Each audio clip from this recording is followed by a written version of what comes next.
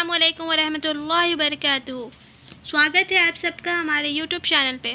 आज हम पढ़ेंगे बीए उर्दू पार्ट 1 वारदात का सबक नंबर 2 मासूम बच्चा के बारे में। उर्दू ऑनर्स की किताब है वारदात। मासूम बच्चा। गंगू को लोग ब्राह्मण कहते हैं और वह अपने को ब्राह्मण समझता भी है। मेरे साइस और खिदमतगार मुझे ज़ोर से सलाम करते हैं। गंगू मुझे सलाम नहीं करता। वह शायद मुझसे पालागन की तौका रखता है। मेरा झूठा गिलास कभी हाथ से नहीं छूता और न कभी मेरी इतनी हिम्मत हुई कि उससे पंखा झलने को कहूँ। जब मैं पसीने में तर होता हूँ और वहाँ कोई दूसरा आदमी नहीं होता तो गंगू आप ही आप पंखा उठा लेता है, लेकिन उसके चेहरे से साफ आया होता है कि वह मुझ पर कोई एहसान कर रहा है और मैं भी ना जाने क्यों फ़ौरन ही उसके हाथ से पंखा छीन लेता हूँ। तेज़ मिजाज आदमी है, बात के मुतालिक बर्दाश्त नहीं। ऐसे बहुत कम आदमी हैं जिनसे उसकी दोस्ती हो। साइस और खिदमतगार के साथ बैठना शायद वह कसीरे शान समझता है। मैंने उसे किसी से बेतकल्लुफ़ होते नहीं देखा, ना मेले तमाशे में जाते देखा। हैरत यह है कि उसे भंग बूटी का भी शौक़ नहीं है, जो इस तबके के आदमियों में एक गैर मामूली वस्फ़ है। वह कभी पूजा पाठ नहीं करता और न उसे नदी में स्नान करने का ख़ब्त है। बिल्कुल ना हुर्फ़े शनास आदमी है, लेकिन फिर भी वह ब्राह्मण है और चाहता है कि दुनिया उसकी ताज़ीम और ख़िदमत करे, और क्यों ना चाहे जब अजदाद की पैदा की हुई मलकियतों पर आज भी लोग काबिज़ हैं और उसे शान से काबिज़ है गोया उन्होंने खुद पैदा की हो। तो वह क्यों इस तक़द्दुस और इम्तियाज़ी को तर्क कर दे जो उसके बुज़ुर्गों ने पैदा किया था। यही उसका तर्क है। मेरी तबीयत कुछ इस किस्म की वाक़ई हुई है कि अपने मुलाजिमों से बहुत कम बोलता हूँ। मैं चाहता हूँ जब तक मैं ना बुलाऊँ को मेरे पास ना आए। जब मुझे यह अच्छा नहीं लगता कि ज़रा ज़रा सी बातों के लिए आदमी को आवाज़ देता फिरूँ। मुझे अपने हाथ से सुराही से पानी उंडेल लेना या लैंप जला लेना या अपने जूते पहन लेना या अलमारी से कोई किताब निकाल लेना, उससे कहीं ज़्यादा आराम वह मालूम होता है कि हैंगिन और मेको को पुकारूं। उससे मुझे अपनी आज़ादी और खुद अख्तियारी का एहसास होता है। नौकर भी मेरे मिजाज से वाकिफ़ हो गए हैं और बिला ज़रूरत मेरे पास बहुत कम आते हैं। इसलिए एक दिन अलियोल सुबह जब गंगू मेरे सामने खड़ा हो गया तो मुझे कुछ नागवार गुजरा।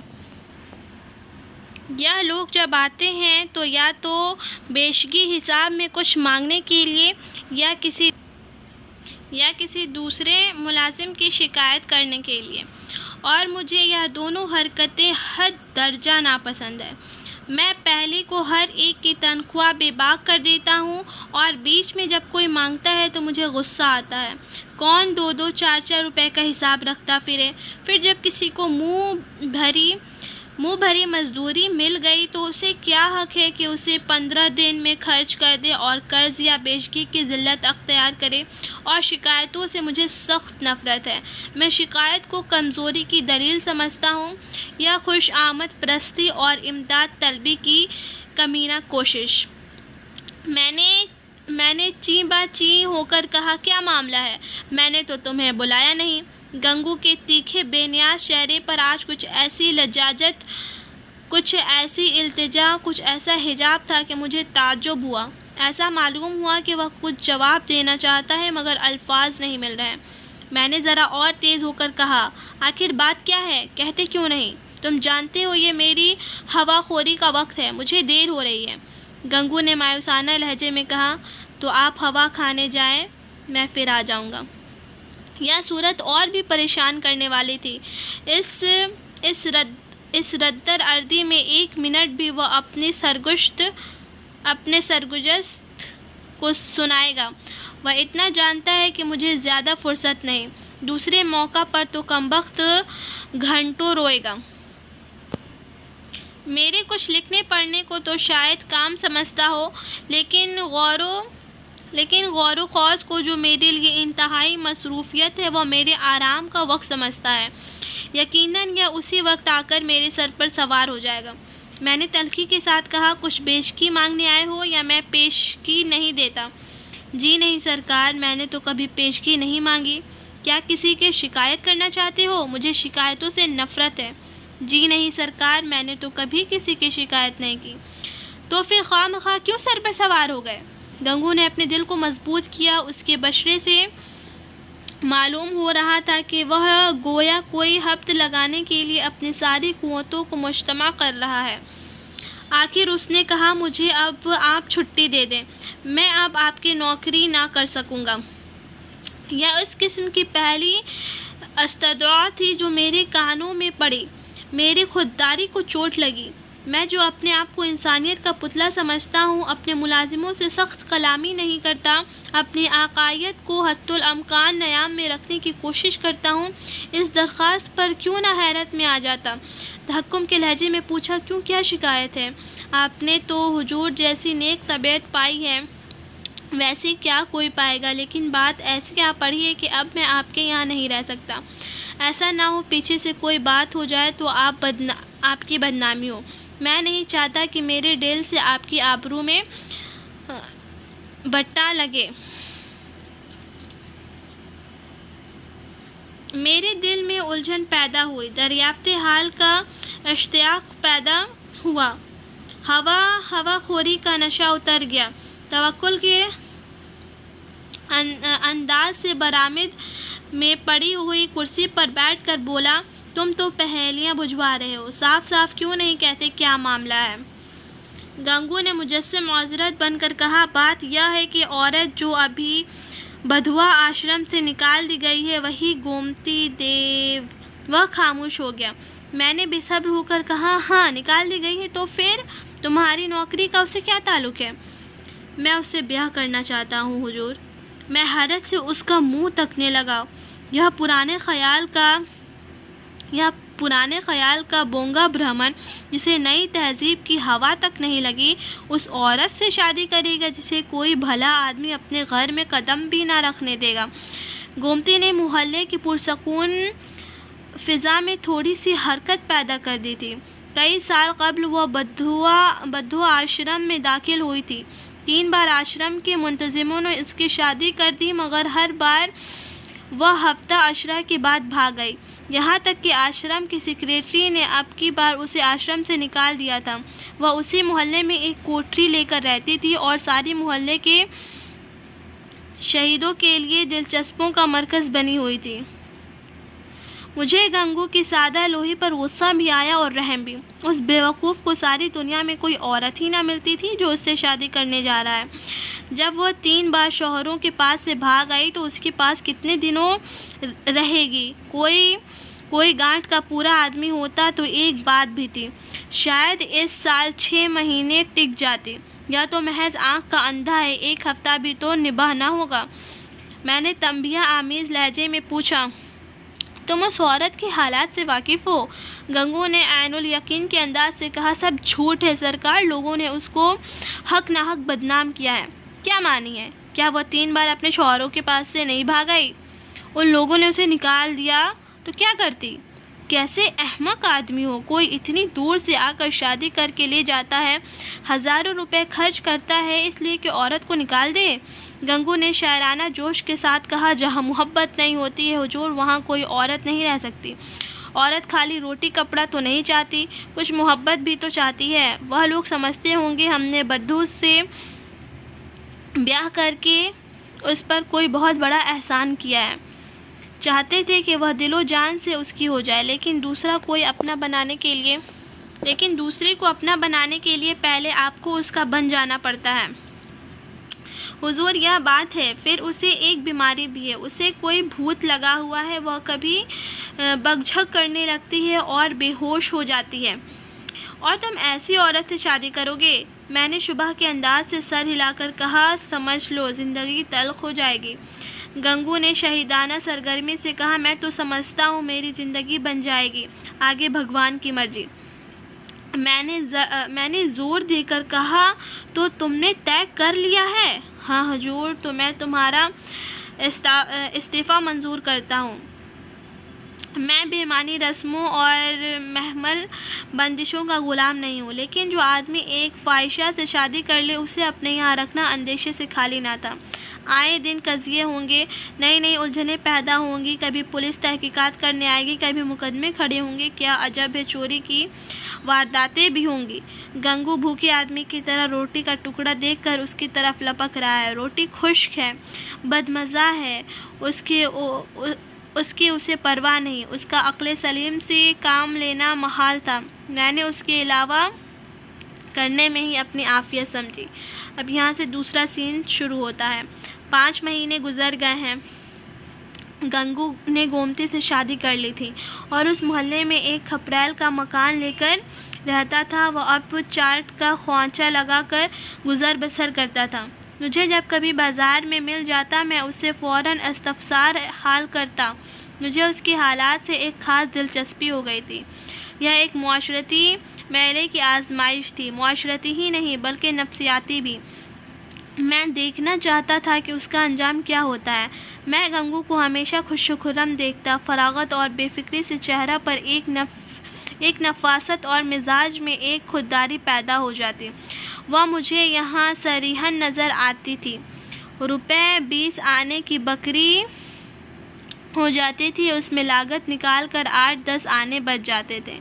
यही उसकी मुआशी थी, मगर उसमें कोई ख़ास बरकत थी, क्योंकि उस तबके के आदमियों में जो बेसरो सामानी, जो बेगैरती नज़र आती है, उनसे वह पाक था।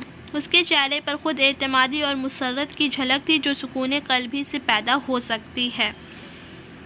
एक दिन मैंने सुना कि गोमती गंगू के घर से भाग गई। कि नहीं सकता क्यों, मुझे उस खबर से एक ख़ास खुशी हुई। मुझे गंगू को इत्मीनान और पुरआफियत ज़िंदगी पर एक तरह का शक आता था। मैं उसके बारे में किसी रुस्वाकुन सांचे, किसी दिलफिगारी और तबाहकुन तगय्युर का मुंतज़र था। आखिर उसे अपने सहल एतक़ादी का तावान देना पड़ा। अब देखिए वह किस तरह मुँह दिखाता है। अब आंखें खुलेंगी और मालूम होगा कि लोग जो उससे शादी से बाज रखने की कोशिश कर रहे थे कितने नेक नियत थे। उसे वक्त तो ऐसा मालूम होता था गोया हजरत को एक नायाब चीज़ मिली जा रही है, गोया निजात का दरवाज़ा खुल गया है।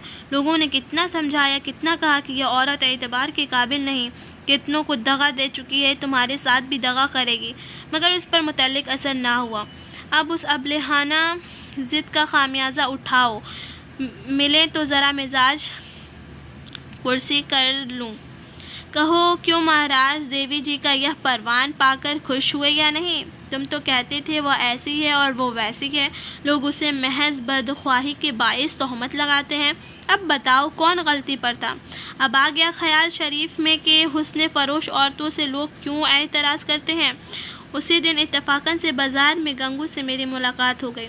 बदहवास था, बिल्कुल खोया हुआ, गमगुश्ता कश्ते शकता।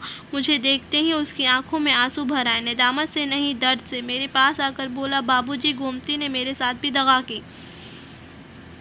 मैंने हासिदाना मुसर्रत से लेकिन बज़ाहिर हमदर्दी का इजहार करके कहा, तुमसे तो मैंने पहले ही कहा था, लेकिन तुम माने ही नहीं। अब सब्र करो, इसके सिवा और क्या चाह रहा है? रुपए पैसे साफ कर ले गई या कुछ छोड़ गई? गंगू ने सीने पर हाथ रखा। ऐसा मालूम हुआ गोया मेरे उस सवाल ने उसके जिगर के टुकड़े कर दिए।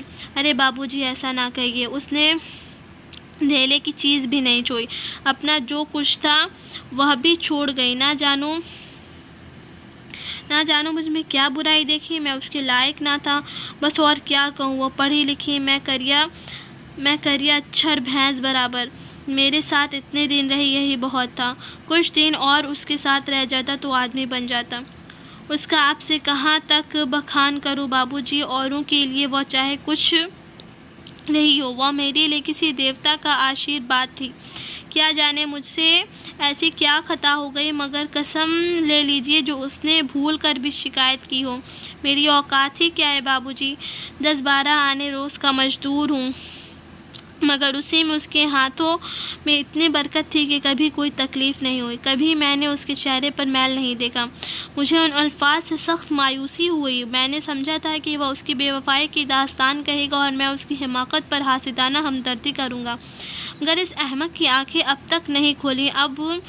अब भी उसका कलमा पड़ रहा है। ज़रूर उसके दिमाग में कुछ खलल है। मैंने शमातत आमेज़ ज़राफ़त शुरू की। तो वह तुम्हारे घर से कुछ नहीं ले गई? कुछ नहीं बाबूजी, धैले की चीज़ भी नहीं। और तुमसे मोहब्बत भी बहुत करती थी। अब आपसे क्या कहूँ बाबूजी, वह मोहब्बत तो मरते दम तक याद रहेगी। फिर भी तुम्हें छोड़कर चली गई? यही तो ताज्जुब है बाबूजी। दरिया चतर का नाम कभी सुना है? अरे बाबूजी, ऐसा ना कहिए। मेरे गर्दन पर कोई छुरी भी रख दे तो मैं उसका जस्सी गाए जाऊंगा। तो फिर ढूंढ निकालो। हाँ मालिक, जब तक उसे ढूंढ ना लाऊं मुझे चैन ना आएगा। मुझे इतना मालूम हो जाए कि वह कहाँ है, फिर तो मैं उसे नहीं आऊँगा। और बाबूजी, मेरा दिल कहता है कि वह आएगी ज़रूर, देख लीजिएगा। वह मुझसे खफा नहीं थी, लेकिन दिल नहीं मानता। जाता हूँ, महीने 2 महीने जंगल पहाड़ की खाक छानूंगा। जीता रहा तो फिर आपके दर्शन करूंगा। यह कहकर वह मजनूनाना रफ्तार से एक तरफ चल दिया। अब यहाँ पे तीसरा सीन शुरू होता है। इसके बाद मुझे एक ज़रूरत से नैनीताल जाना पड़ा तफरीह के लिए। 1 महीने के बाद लौटा और अभी कपड़े भी ना उतारने पाया था कि देखता हूँ गंगू एक नौज़ायदा बच्चे को गोद में लिए खड़ा है। शायद कृष्ण को पाकर नंद भी इतने बाग ना हुए होंगे। मालूम होता था मुसर्रत उसके जिस्म से बाहर निकली पड़ती है। चेहरे और आंखों से तशक्कुर और न्याज़ के नगमे से निकल रहे थे। कुछ वही कैफियत भी जो किसी फाका कशी साइल के चेहरे पर शिकम सीर हो जाने के बाद नज़र आती है। मैंने पूछा कहो महाराज, गोमती देवी का कुछ सुराग मिला? तुम तो बाहर गए थे। गंगू ने जामे में फूले न समाते हुए जवाब दिया, हाँ बाबूजी, आपकी दुआ से ढूंढ लाया। लखनऊ के जनाने अस्पताल में मिले। यहाँ एक सहेली से कह गई थी कि अगर वह बहुत बेकरार हो तो बतला देना। मैं सुनते ही लखनऊ भागा और उन्हें ले आया। गाते में यह बच्चा भी मिल गया। उसने बच्चे को गोद में मेरी तरफ बढ़ाया, गोया कोई खिलाड़ी तमगा पाकर उसे दिखा रहा हो। मेरी हैरत की इंतहा ना रही। अभी उसकी शादी को हुए ही कुल 6 महीने हुए हैं, फिर भी यह बच्चे को कितनी बेहयाई से देख रहा है। मैंने तमस्खुर के अंदाज से पूछा, अच्छा यह लड़का भी मिल गया? शायद इसलिए वह यहाँ से भाग गई थी। हैं, तुम्हारा लड़का है? मेरा का है बाबूजी, आपका है, भगवान का है। तो लखनऊ में पैदा हुआ? हाँ बाबूजी, अभी तो कुल 1 महीने का है। तुम्हारी शादी हुए कितने दिन हुए? यह 7वां महीना जा रहा है। शादी के 6ठे महीने में पैदा हुआ? और क्या बाबूजी, फिर भी तुम्हारा लड़का है? हाँ जी। कैसी बेसर पैर की बातें कर रहे हो? मालूम नहीं, वह मेरा मंशा समझ रहा था। उसी सादा लोहाना अंदाज से बोला, घर में मरते मरते बची बाबूजी। यह नया जन्म हुआ, 3 दिन रात छटपटाती रही, कुछ ना पूछिए। मैंने अब की ज़रा तंज के साथ कहा, लेकिन 6 महीने में लड़का होते मैंने आज ही सुना। यह कुना या निशाना पर जा बैठा। निशाना पर जा बैठा। मुआज़रत आमेज़ी तबस्सुम के साथ बोला, मुझे तो बाबूजी उसका ख्याल भी नहीं आया। उसी लाश से तो गोमती भागी थी। मैंने कहा, गोमती, अगर तुम्हारा दिल मुझसे नहीं मिलता है तो मुझे छोड़ दो। मैं उसी दम चला जाऊंगा और फिर कभी तुम्हारे पास ना आऊँगा। तुम्हें जब किसी चीज़ की ज़रूरत हो मुझे लिखना, मैं भरसक तुम्हारी मदद करूंगा। मुझे तुमसे कोई मलाल नहीं है। तुम मेरी नज़र में अब भी इतनी ही भली हो। अब भी मैं तुम्हें उतना ही चाहता हूँ। नहीं, अब मैं तुम्हें और ज़्यादा चाहता हूँ। लेकिन अगर तुम्हारा दिल मुझसे फिर नहीं गया है तो मेरे साथ चलो। गंगू जीते जी तुमसे बेवफाई नहीं करेगा। मैंने तुमसे इसलिए ब्याह नहीं किया कि तुम देवी हो, बल्कि इसलिए किया कि तुम्हें चाहता हूँ और समझता था कि तुम भी मुझे चाहती हो। यह बच्चा मेरा है, मेरा अपना बच्चा है। मैंने एक बोया हो खेत एक बोया हुआ खेत लिया तो क्या उसकी फसल को इसलिए छोड़ दूंगा उसे कभी किसी दूसरे ने बोया था। यह कहकर उसने ज़ोर से कहाका मारा। मैं कपड़े उतारना भूल गया। कह नहीं सकता कि क्यों मेरी आंखें पुराब हो गई। ना जाने वह कौन सी ताकत थी जिसने मेरी दिली कराहत के बावजूद मेरे हाथों को बढ़ा दिया। मैंने उस मासूम बच्चे को गोद में लिया और उस प्यारे से उसका बोसा लिया। शायद अपने बच्चों को कभी ना लिया होगा। गंगू बोला, बाबूजी आप बड़े शरीफ हैं। मैं गोमती से बराबर आपका दिखान करता हूँ। कहता हूँ चल एक बार उनके दर्शन कर आ, लेकिन मारे शर्म की आती ही नहीं। मैं और शरीफ अपनी शराफत का पर्दा आज मेरी नज़रों से हटा। मैंने अकीदत में डूबे हुए लहजे में कहा, नहीं जी, वह मेरे जैसे स्याह दिलों के पास क्या आ गए। चलो मैं उनके दर्शन करने चलता हूँ। तुम मुझे शरीफ समझते हो। मैं ज़ाहिर में शरीफ मगर दिल का कमीना हूँ। असली शराफत तुम में है और यह मासूम बच्चा वह फूल है जिससे तुम्हारी शराफत की महक निकल रही है। मैं बच्चे को सीने से चिमटाए हुए गंगू के साथ चला। तो ये जो वारदात किताब है इसको प्रेमचंद ने लिखा है। प्रेमचंद देहात के रहने वाले थे, तो उन्होंने देहाती ही कहानियाँ लिखी हैं। तो ये जो देहाती जो मसले मसाइल थे, ऐसी चीज़ें जिनको लोग वहाँ बहुत ही बुरा समझते थे, वो उनके बारे में उन्होंने इस किताब में आवाज़ें उठाई हैं। तो यहाँ पे उसी के बारे में बताया गया है। आई होप आप लोगों को ये चैप्टर क्लियर हो और आप लोग एग्ज़ाम में अच्छे से अच्छे नंबर लाएँ। जज़ाकल्लाहु खैरन कसीरा। Please like, subscribe and share.